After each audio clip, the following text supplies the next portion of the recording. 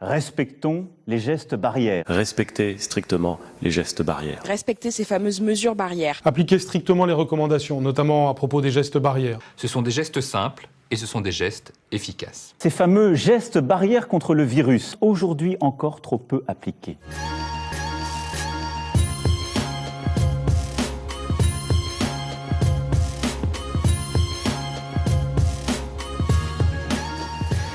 Face au risque épidémique, adoptons les bons comportements. Ce sont, je vous rappelle, des gestes simples et efficaces. De se laver les mains très régulièrement avec du savon ou en utilisant des solutions hydroalcooliques.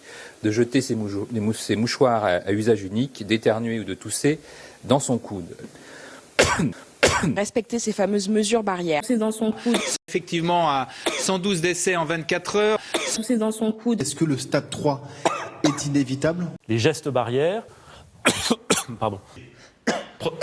J'y travaille aussi en interministériel. Les gestes barrières, de garder ce qu'on appelle la distanciation physique, au moins 1 mètre, ne pas les respecter, c'est littéralement nous exposer à une reprise de la circulation et de l'accélération de la circulation du virus.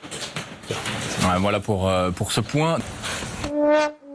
2 heures de pédagogie détruites en un geste final et en 1 seconde. Je compte sur vous pour respecter les consignes. On nous a d'ailleurs expliqué qu'on ne distribuait pas des masques massivement parce qu'il faut savoir les mettre. Mettre un masque, c'est prendre des précautions particulières puisque la continuation, elle est. Il ne faut pas le toucher. Manuelle.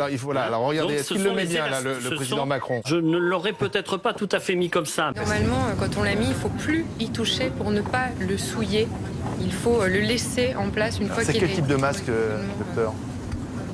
Écoutez, ça a l'air d'être un FFP2 quand même, je pense. Oui. Là, il le touche. Il ne faut plus le toucher, président. Voilà, il ne faut pas y toucher. On n'y touche pas, parce que sinon, encore une fois, il y a l'idée de prendre le risque de se contaminer le visage avec les mains. Les maires qui prendraient par exemple un arrêté obligeant à porter un masque dans leur ville. Attention d'ailleurs à ne pas trop toucher votre masque vous-même, puisqu'on l'a rappelé, ça fait partie des gestes à ne pas faire. Se toucher le masque, ça c'est quelque chose qu'il ne faut pas faire si l'on veut que son masque soit utile. Emmanuel Macron qui malgré lui provoque un attroupement, quelques minutes à l'écoute, mais obligé de rappeler les règles de sécurité.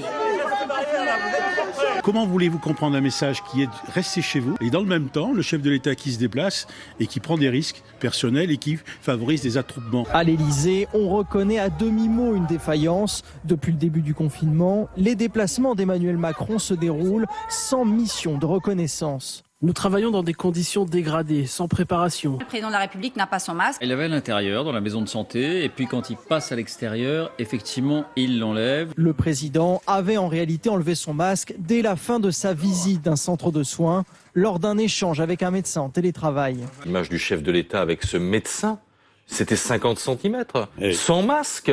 Comme quoi on n'est pas à l'abri de perdre ses réflexes. Et c'est ça le problème. Enfin, c'est le président de la République. Et là, c'est l'image que l'on en donne. C'est ça la vraie difficulté.